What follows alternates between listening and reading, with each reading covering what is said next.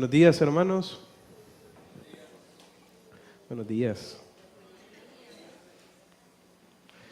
Vamos a continuar el día de hoy con nuestro estudio en la primera carta a los Corintios. Y antes de entrar en el texto que vamos a estudiar el día de hoy, quisiera pedirles que me acompañaran a orar para que el Señor nos pueda dirigir en este tiempo de estudio de su palabra. Vamos a orar. Señor, tu palabra dice en Santiago que seamos no tan solamente oidores de tu palabra, sino hacedores de ella. Padre, siempre existe una tentación para inflarnos de conocimiento,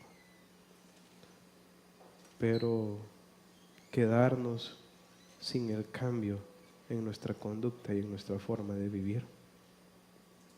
Te pido que no sea el caso el día de hoy, que salgamos de aquí, Señor, cambiados por tu palabra, dispuestos a obedecerte, dispuestos a vivir para ti. Padre, que no salgamos de aquí inflados, soberbios, orgullosos, porque sabemos más, sino que salgamos siendo personas más humildes, amorosas. Padre, oro que nos hables a través de tu palabra el día de hoy. Edifícanos en el nombre de Jesús. Amén. Amén. Quisiera invitarles a abrir sus Biblias e ir a 1 Corintios capítulo 8, versículo 1. 1 Corintios capítulo 8, versículo 1. Y antes de entrar en el texto, solo en modo de introducción, quiero recordarles un poco con respecto a lo que Pablo está haciendo en estos textos que vamos a estudiar, no solamente ahorita en el capítulo 8, sino también capítulo 9, capítulo 10 y 11. Y es que Pablo está respondiendo preguntas que los corintios le hicieron. Recuerdan, en el capítulo 7, él estaba respondiendo preguntas con respecto a cómo debían de ser los matrimonios cristianos, cómo debía ser la soltería en la vida de un cristiano, ¿verdad? Estuvimos 3 semanas estudiando con respecto a eso en el capítulo 7. Y hoy entramos en el capítulo 8 y Pablo está respondiendo preguntas con respecto a lo sacrificado a los ídolos, ¿verdad? Y va a llevar esta misma dinámica en los siguientes 3 capítulos. 3 capítulos va a dedicar para tratar con este tema. Entonces, pensando en eso, vamos a leer del versículo 1 al versículo 3. Dice: en cuanto a lo sacrificado a los ídolos, sabemos que todos tenemos conocimiento. El conocimiento envanece, pero el amor edifica. Si alguno se imagina que sabe algo, aún no sabe nada como debe saberlo. Pero si alguno ama a Dios, es conocido por Él.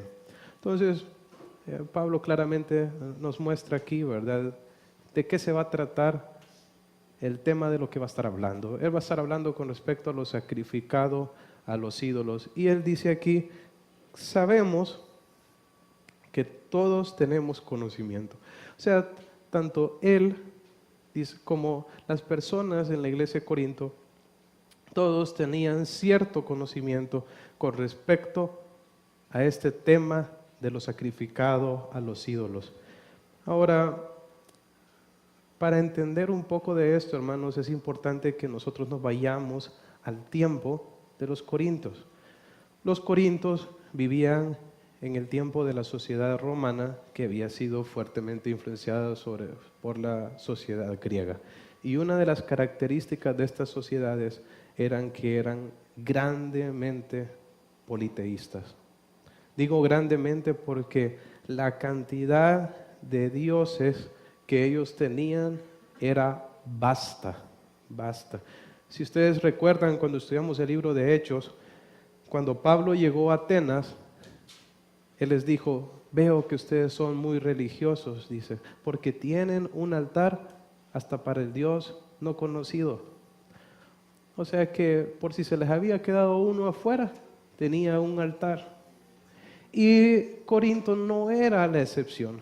Era una ciudad donde, al igual que todas las ciudades influenciadas por los griegos, estaban llenas de idolatría. La idolatría permeaba todo en la sociedad, hermanos. La diversión, el entretenimiento, los procesos de justicia, el gobierno, todo lo que se hacía, el comercio, todo tenía una connotación idólatra. Habían dioses para todos, dioses para los mercaderes, dioses para los jueces. De hecho, juraban en los juicios por el nombre de Zeus. O sea que, hermanos, esto era algo de lo que estaba llena la sociedad, ¿verdad? Y los corintios, ¿verdad?, estaban en medio de esto, eran cristianos, ¿verdad?, que estaban viviendo en una cultura llena de idolatría. Y ellos querían saber cómo debían de manejar estas situaciones, ¿verdad? Pues Pablo comienza hablándoles de un principio general con respecto a cómo lidiar con esto. El principio general tiene que ver con el cuidado que deben de tener con respecto al conocimiento que ellos poseen. ¿Saben? Cuando uno adquiere cualquier tipo de conocimiento, aún, ¿verdad?, con respecto a la Biblia, uno tiene una tendencia a volverse orgulloso. Dice ahí que el conocimiento que hace envanece, ¿verdad? Cuando uno adquiere mucho conocimiento, ya sea profesional, académico e incluso de la Biblia, existe una tentación y una tendencia en nosotros para volvernos personas orgullosas, soberbias. ¿Alguno de ustedes les ha pasado alguna vez que de pronto tienen un título, una maestría y por eso miran de menos a las personas que no lo tienen? Pasa bastante, hermanos, que nosotros nos ensoberbecemos cuando tenemos mayor conocimiento en alguna rama. Y esto pasa también con respecto a nuestro conocimiento de la Biblia. Este conocimiento que ellos habían adquirido con respecto a lo sacrificado a los ídolos venía de la palabra. O sea, ellos estaban adquiriendo conocimiento de la palabra, tenían cierto conocimiento de la palabra con respecto a este tema. Pero como lo hemos visto a lo largo de todos los corintios, ellos se habían inflado, ¿verdad? El conocimiento les había sido de tropiezo porque ellos estaban viendo de menos a los demás y menospreciando a otros a causa del conocimiento que tenían. Ahora, algo que es importante entender aquí, hermanos, es que Pablo no está diciendo que el conocimiento es malo. Si así fuera, entonces no habría razón para que él escribiera a los romanos que estaba contento de que ellos tuvieran conocimiento como para amonestarse entre ellos, ni tampoco habría sentido de que él orara por los colosenses para que fueran llenos del conocimiento de la voluntad de Dios. Él no está diciendo en ningún lugar que el conocimiento es malo. El conocimiento lo ocupamos, hermanos. Es parte de lo que nosotros necesitamos para desarrollarnos espiritualmente. Necesitamos conocer la palabra, necesitamos leerla, necesitamos estudiarla, necesitamos inquirir en ella. O sea, no es que no necesitamos el conocimiento de la palabra, por supuesto que lo ocupamos. Pero lo que Pablo está diciendo aquí es que el conocimiento no es suficiente. Hay algo que debe de acompañar al conocimiento. ¿Y qué es, hermanos? Dice, el conocimiento envanece, ¿pero qué? Pero el amor edifica. El problema es que nosotros, hermanos, solo obtengamos conocimiento y no tengamos amor. Porque si nosotros solo adquirimos conocimiento, hermanos, eso nos vuelve en personas soberbias. Y sabe, una persona soberbia no sirve para nada. Dios no lo puede usar para la edificación y bendición de otros. Les voy a dar un ejemplo. ¿Quién de ustedes ¿A quién de ustedes le gusta recibir un consejo de una persona que lo trata mal y lo mira de menos? Dígame, ¿quién de ustedes aquí recibiría un consejo, le gustaría recibir un consejo de una persona que lo mira de menos a usted, que lo trata mal, porque se siente que es superior por lo que conoce? ¿Quién de ustedes? Por otro lado, díganme si no es bonito recibir consejos de personas humildes, que sabe uno que la razón por la cual le dicen las cosas es porque nos quieren, porque nos aman, porque nos preocupa, porque les preocupa nuestra vida. Que la forma en cómo nos aconsejan o nos dicen las cosas está motivado por amor y no hay soberbia en sus labios. Eso es lo que está diciendo, hermanos. Si nosotros tenemos conocimiento, pero no tenemos amor, entonces nosotros no vamos a servir para edificar a otros. Y lo que el Señor quiere es que nosotros seamos de edificación. ¿Sabe qué es edificación? Edificar tiene que ver con construir, con avanzar, con ser de bendición. Dios quiere que nosotros seamos de beneficio para los demás, que seamos un instrumento de bendición, que podamos ayudar a los demás a desarrollarse, a crecer. Pero esto no puede pasar si no hay amor en nosotros. Si no hay amor. Entonces, quiero hacerle una pregunta. ¿Usted es una persona humilde o es una persona soberbia? Mire lo que dice ahí. Y si alguno cree o se imagina que sabe algo, aún no lo sabe como debe saberlo. Y este es un golpe de humildad para nosotros. ¿Sabe por qué? Porque ya sabemos de cierta cosa, más que otra persona, ya nos creemos la gran cosa. Pero sabe, hermanos, cualquier conocimiento que nosotros tenemos, cualquier conocimiento que nosotros adquiramos, es diminuto en comparación al conocimiento de Dios.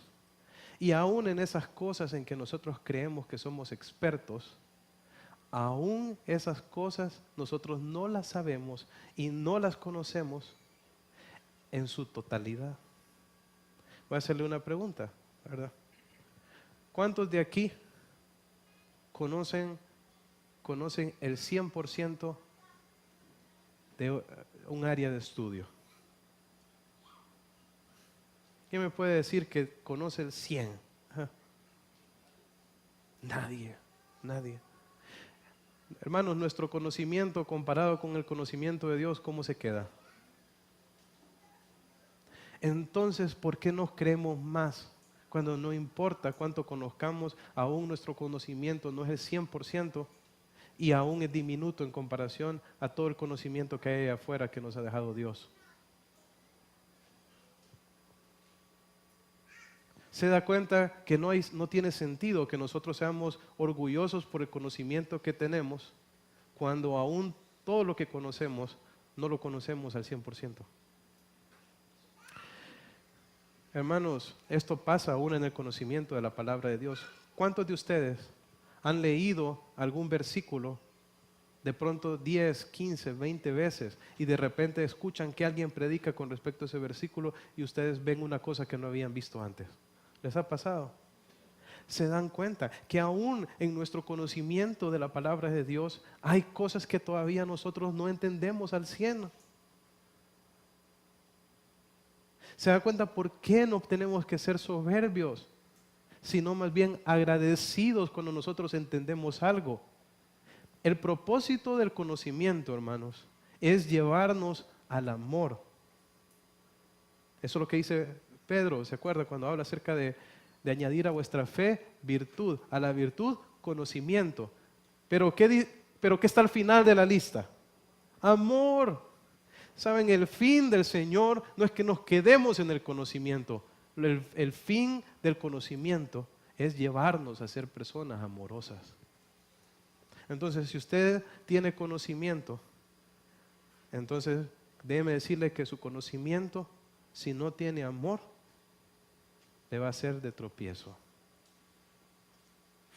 Ahora, el conocimiento envanece, pero el amor, ¿qué hace? Edifica. Ahora, el amor, hermanos,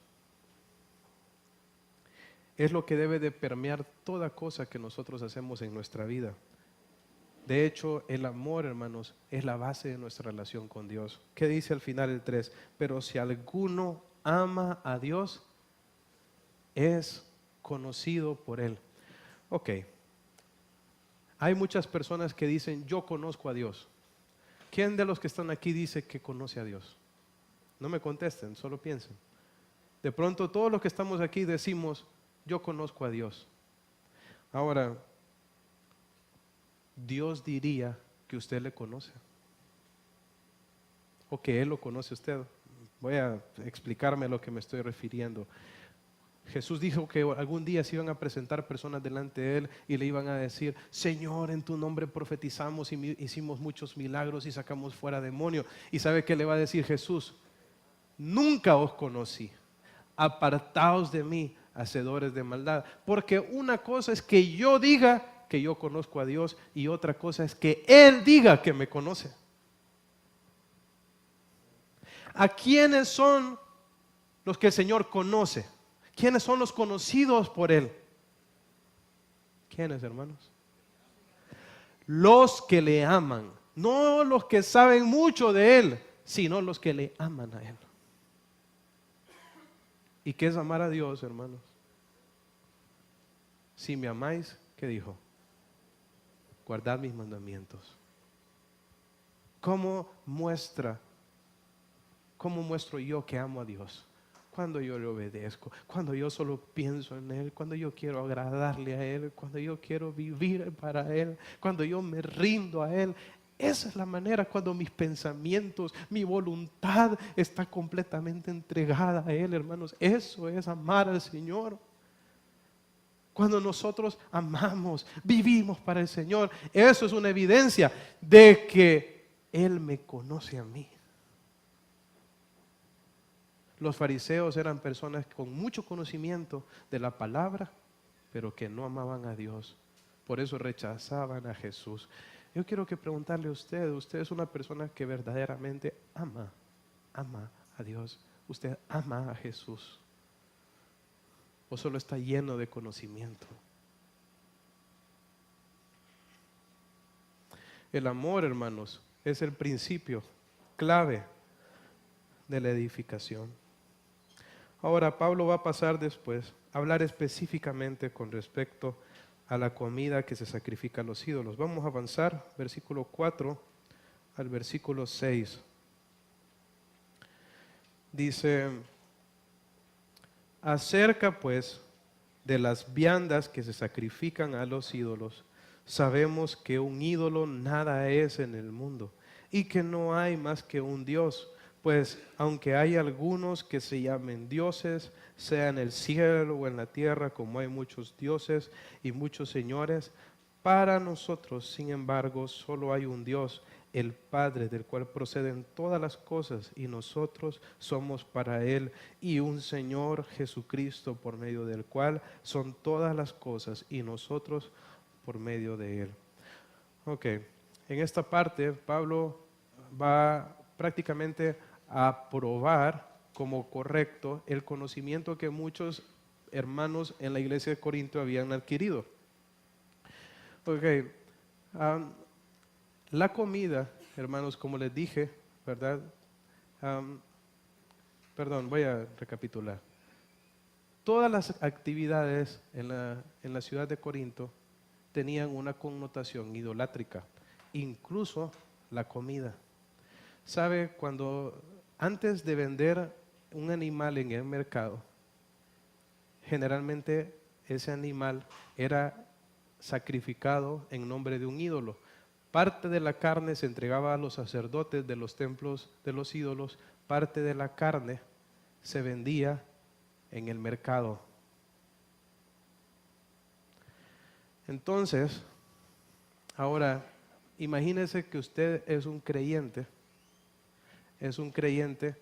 que va al mercado y usted sabe que la mayoría de la carne y de la comida que se vende ahí ha sido ofrecido a un ídolo. Quiero hacerle una pregunta. ¿Ustedes la comprarían? Bueno, depende, hermanos.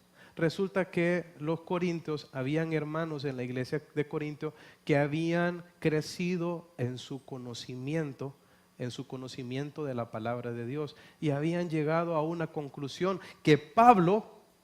con la que Pablo concordaba. ¿Cuál era la conclusión? Que un ídolo no es nada. Saben, hermanos, los ídolos son pedazos de palo, o de piedra, o de metal. No son nada más. Ahora, ¿de dónde habían adquirido este conocimiento los hermanos de la iglesia? De la palabra, hermanos. Si esto Dios lo había profetizado desde el Antiguo Testamento por los profetas. Quisiera que leyéramos un texto en Isaías capítulo 44, donde hablaba con respecto a esto. Isaías capítulo 44.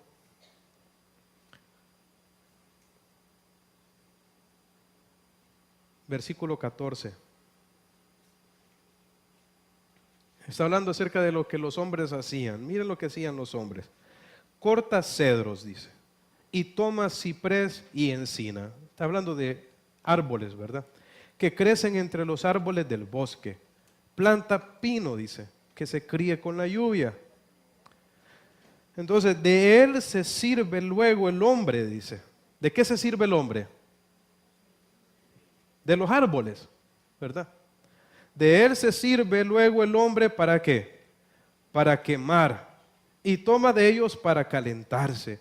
Enciende también el horno y cuece panes. Hace además un dios y lo adora. Fabrica un ídolo y se arrodilla delante de él. Parte de leño, quema en el fuego, con parte de él come carne. Prepara un asado y se sacia. Después se calienta y dice: oh, me he calentado, he visto el fuego. Y hace del sobrante un dios, un ídolo suyo. Se postra delante de él, lo adora y le ruega diciendo: líbrame, porque mi Dios eres tú. No saben ni entienden, porque cerrados están sus ojos para no ver y su corazón para no entender. No discurre para consigo, no tiene sentido ni entendimiento para decir: parte de esto quemé en el fuego, y sobre sus brasas cocí pan, asé carne y lo comí, y hace del resto de él una abominación. Me postraré delante de un tronco de árbol. De ceniza se alimenta, su corazón engañado le desvía, para que no libre su alma ni diga: no es pura mentira lo que tengo en mi mano derecha. Miren la insensatez, hermanos, y lo ridículo que es la idolatría. De un palo saco un pedazo para calentarme, de otro saco un pedazo para cocinar, y del otro me hago un dios y lo voy a adorar. Con el mismo palo con que cocino, me hago un dios. ¿Tienen idea, hermanos, toda la insensatez que existe en la idolatría? Y hoy, hermanos, la tenemos bastante, ¿verdad? ¿Saben cuánta veneración y adoración hay de santos, ¿verdad? De pronto, si usted va a India o las culturas orientales, hay ídolos por todos lados. Aún la gente hoy se está inclinando a ídolos, y de pronto dice: sí, pero nosotros no tenemos tanto problema con eso. Jesús dijo que uno no podía adorar a Dios, a dos señores, porque iba a amar a uno y no iba a despreciar al otro, que no podíamos amar a Dios y a las riquezas, porque los seres humanos somos máquinas de ídolos. Somos máquinas de ídolos. Si no los hacemos físicos, no los hacemos en nuestro corazón. Y hacemos del dinero, de nuestros hijos, de nuestros cónyuges, de lo que sea, un ídolo, hasta de nosotros mismos. Cuando nosotros nos ponemos nosotros mismos antes de los principios de Dios, cuando decidimos que vamos a hacer lo que nos da la gana, hermanos, y no hacemos lo que Dios dice, estamos haciendo un ídolo de nosotros mismos, porque pensamos con respecto a nosotros mismos que somos más grandes que Dios. El problema de los ídolos, hermanos, no es solo de la iglesia de Corinto. Nosotros aquí hoy Es posible que tengamos muchas cosas en nuestra vida a que hemos levantado por encima del Señor. ¿Qué ha levantado usted? ¿Qué he levantado yo por encima del Señor? De pronto nos toca ser como Gedeón y destruir esos ídolos que nosotros tenemos. Porque, ¿sabe, hermano? Con ese mismo dinero con que usted se compra la comida, con que usted paga la luz, ¿cómo va a vivir para servirle? Una parte para la educación, otra parte para la casa y otra parte para adorarla. Un ídolo de nada.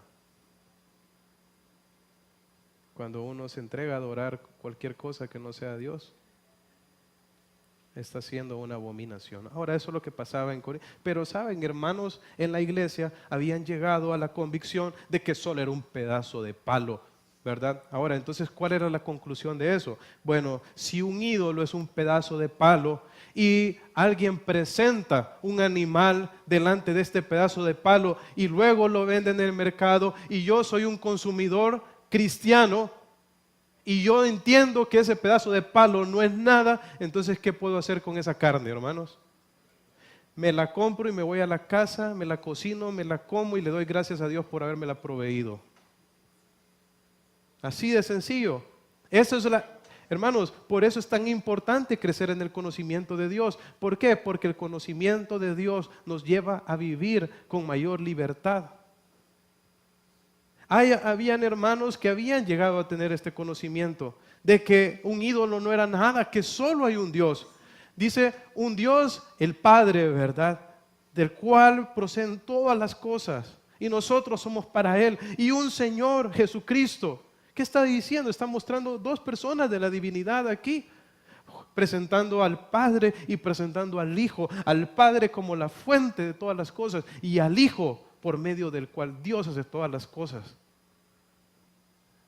Y es lindo verlo así porque ellos son dos, pero comparten la misma esencia. ¿Qué le parece? Del Padre viene todo, pero el medio por el cual Dios hace todo es a través del Hijo. ¿Sabe? Nosotros debemos de vivir solo para una persona. ¿Para quién, hermanos? Para Dios.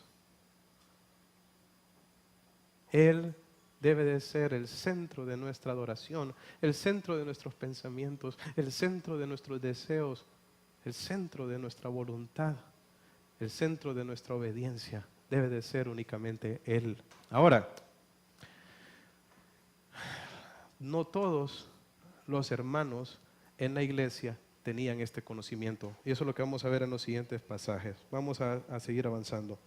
Versículo 7 y versículo 8. Dice, pero no en todos hay este conocimiento, porque algunos, habituados hasta aquí a los ídolos, comen como sacrificado a ídolos, y su conciencia, siendo débil, se contamina. Si bien la vianda no nos hace más aceptos ante Dios, pues ni porque comamos seremos más, ni porque no comamos seremos menos. Y aquí nos muestra una realidad, hermanos, de la iglesia. Y no solo de la iglesia de Corinto, sino una realidad de nuestra iglesia aquí en San Pedro Sula. ¿Sabe cuál es esa realidad? Que todos nosotros, hermanos, tenemos o estamos en diferentes puntos con respecto a nuestro conocimiento de la palabra de Dios. Habían hermanos que habían llegado al conocimiento de que un ídolo no era nada, pero habían hermanos que no habían llegado a ese punto. Y miren, y aquí en la iglesia, hermanos, hay algunos de ustedes que de pronto todavía no se han convertido a Cristo y Dios está obrando en su corazón. Ustedes están viniendo aquí a la iglesia porque se sienten atraídos por lo que escuchan de la palabra de Dios y eventualmente, ¿verdad?, se van a entregar al Señor Jesucristo. Otros aquí se acaban de entregar al Señor Jesús y están empezando a conocerle, a aprender de Él. No habían sabido nada del Señor antes y ahora están empezando a conocerle. Y hay otros aquí que llevan años siendo creyentes, que fueron criados en un hogar cristiano, que tienen un fundamento bien amplio de la palabra de Dios, ¿verdad? Y y tienen bastante conocimiento con respecto a la palabra. Esto es una realidad entre nosotros. Hay diferencias con respecto al conocimiento que cada uno de nosotros tiene con respecto a la palabra de Dios. Y es lo mismo que pasaba en Corinto. Saben, habían hermanos que habían llegado al conocimiento de que ese palo, que ese ídolo no era nada, mientras que habían hermanos que estaban habituados, que venían de un contexto donde ellos habían vivido entregados a comer comida sacrificada a los ídolos. Y que para ellos eso era malo. Ellos habían vivido haciendo eso en el pasado y no querían saber nada de eso porque ahora ellos eran cristianos. Ahora, hermanos, esto pasa de una u otra manera en nuestro contexto también. Le voy a dar un ejemplo. Tomar vino es pecado, hermanos.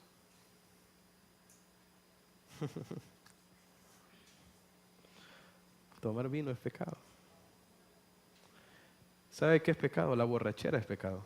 La Biblia dice que el hombre de Dios no debe ser dado al mucho vino. Dice que la sidra es alborotadora. Dice que los borrachos no van a heredar el reino de los cielos. Pero no podemos negar, hermanos, de que Jesús tomó vino con sus discípulos.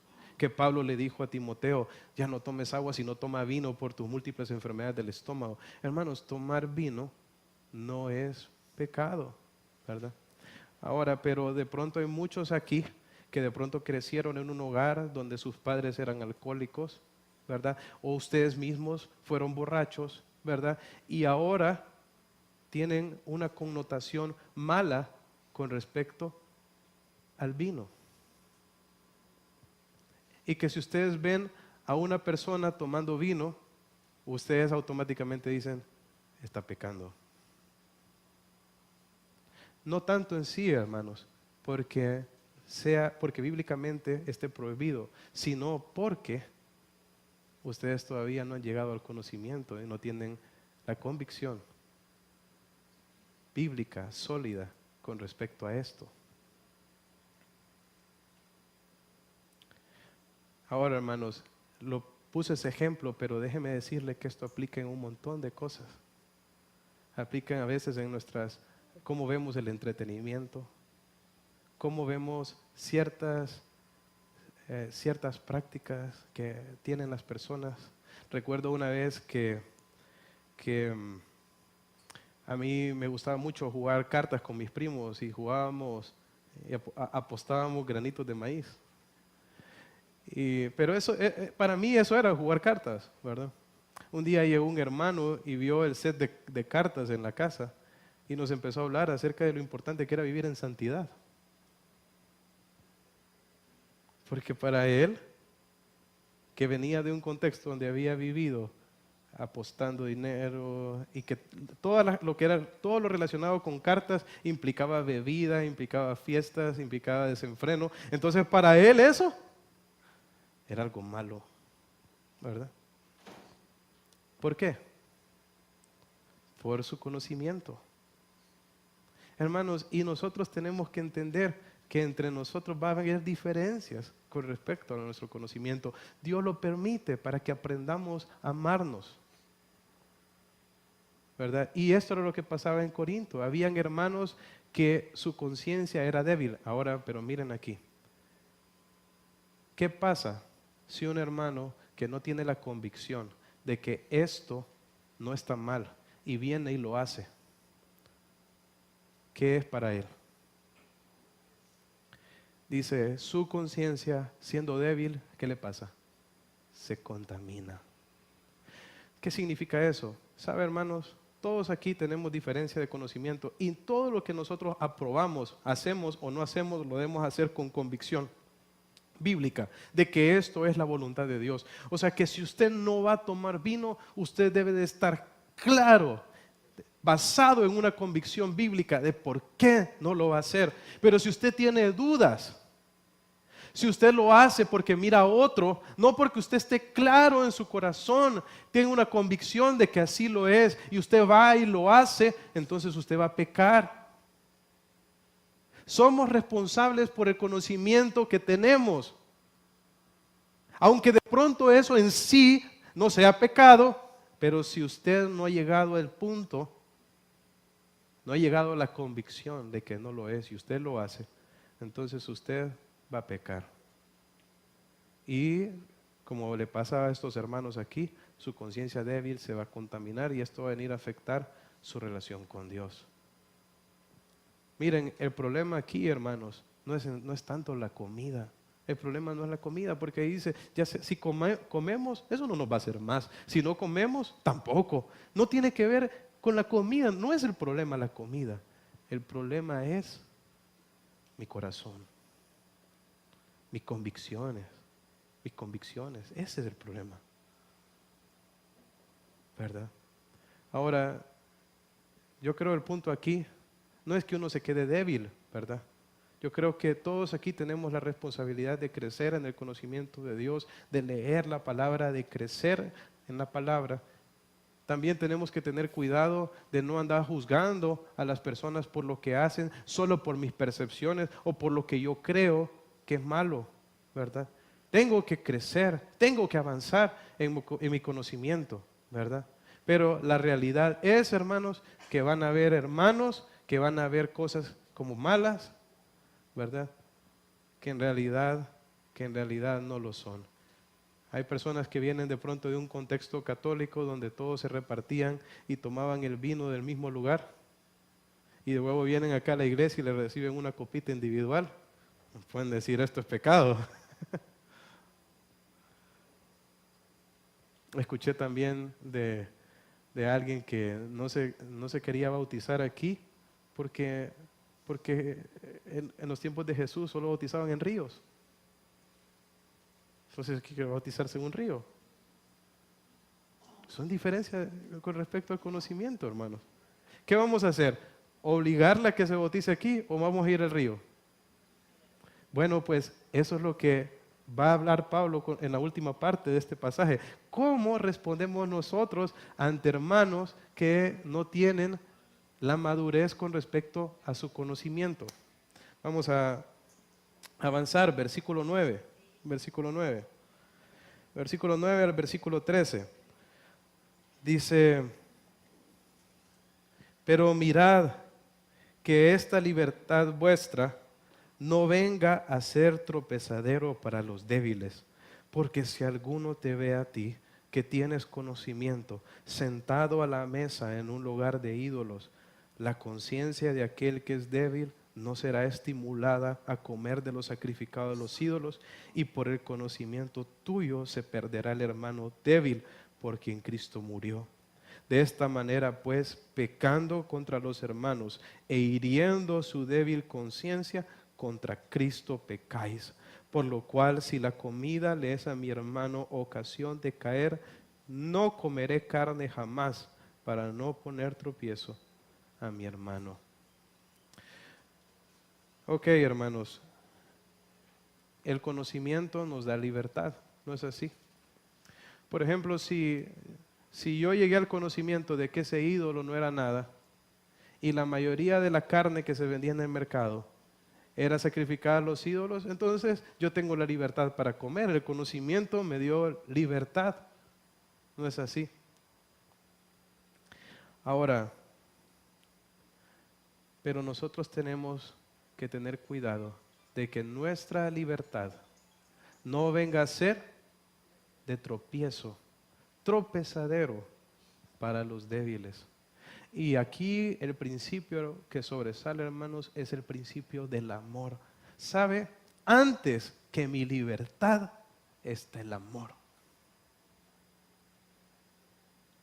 Antes de que yo satisfaga un deseo en base a una libertad que tengo, está el principio del amor.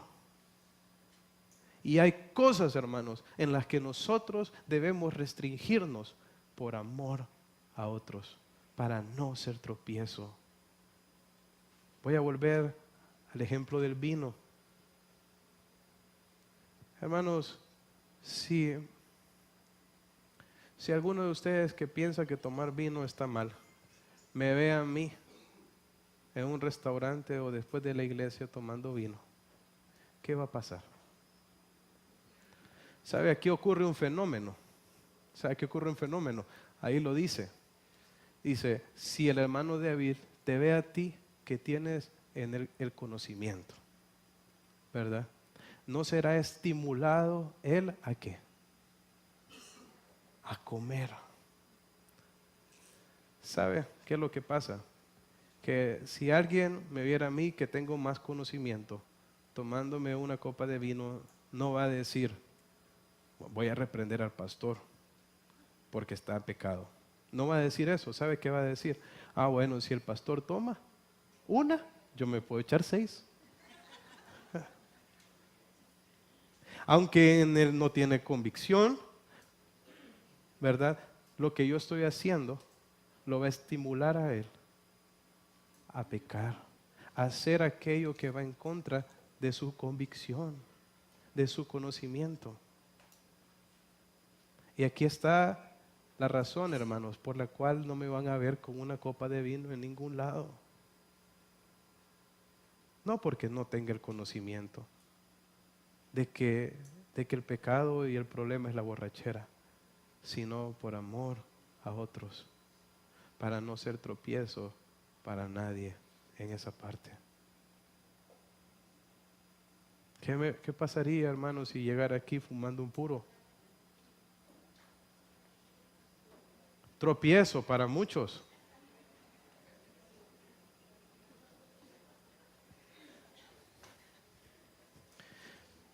Ahora, de pronto usted dice, ¿y por qué? ¿Por qué me voy a limitar a mi libertad? Si el problema es de él que no tiene el conocimiento. Que crezca, ¿eh? Que avance, que ponga pilas. ¿Eh? ¿Por qué me voy a tener que limitar yo y no tengo yo derechos también? Mire lo que dice aquí. Y por tu conocimiento, dice, se perderá el hermano débil porque en Cristo murió. ¿Sabe por qué? ¿Sabe por qué lo va a hacer? Porque usted no fue quien murió por él. Porque quien se entregó por ese hermano para que él viviera para Jesús y viviera en santidad fue Jesús en la cruz. No fue usted. Usted no le dio el Espíritu Santo. Usted no compró su redención. Usted no hizo nada para salvarle. Así que no sea tropiezo para aquel por quien Cristo murió. Los que tenemos más conocimiento somos más responsables. ¿Más responsables de qué? Más responsables de mostrar el amor. Dice, de esta manera pecando contra los hermanos. Uno peca, hermanos, contra los hermanos y los daña. Cuando uno no se restringe por amor a ellos y daña su débil conciencia. Pero ¿contra quién pecamos también? Contra Cristo pecáis. Saben, este es un pecado contra Cristo. Al final, no solo dañamos a la otra persona, sino que nosotros mismos dañamos nuestra relación con Dios. Por vivir sin pensar en el bienestar de mis hermanos. Estamos aquí, hermanos, no para ser tropiezo para otros, sino para ser de edificación para otros. Al final dice Pablo, por lo cual si la comida le es a mi hermano ocasión de caer, no comeré carne jamás, para no poner tropiezo a mi hermano. Entonces dice Pablo, no comeré carne enfrente de él. Así dice, ¿verdad? No comeré carne cuando él no me esté viendo. Así dice. ¿Ah? No comeré carne cuando esté en la ciudad, pero cuando esté fuera, no, ¿verdad? No comeré carne, ¿cuándo dice? Jamás. ¿Por qué, hermanos? Porque si yo no como delante de él, pero como en lo secreto en mi casa, ¿qué es eso, hermanos? Ustedes lo saben, es hipocresía, es doble estándar.